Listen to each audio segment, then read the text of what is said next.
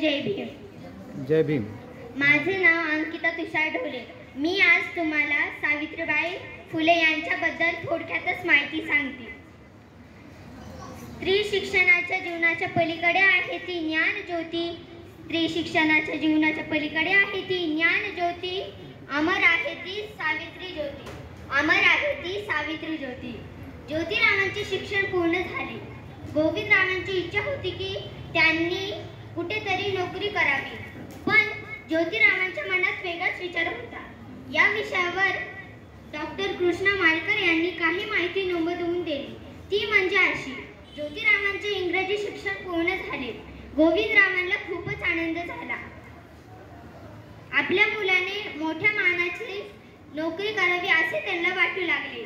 तर सगुणाबाई ज्योतिरावांना ख्रिस्ती फादर सारखे व्हावे व गोरगरीब जनतेची सेवा करावी असे त्यांना वाटू लागले.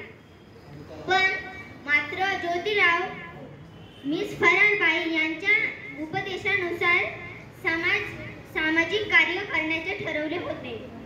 60 जमीनदाराकडून ब्रिटिश स्त्रिया येतात आणि तेथील शुद्धतांची सेवा करतात.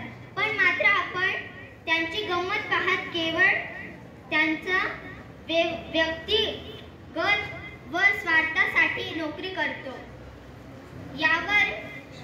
यावर ही शुद्धतांना शिक्षित करण्याचा निर्णय सावित्रीबाई फुले यांनी घेतला.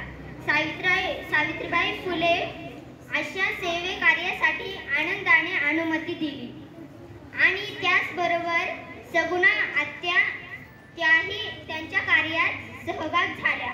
समाजाच्या या परिस्थितीला सावित्रीबाई आणि अंकिमुक्त केले होते. काहीतरी केलंच पाहिजे ही भावना त्यांच्या मनात जोर धरून आली होती.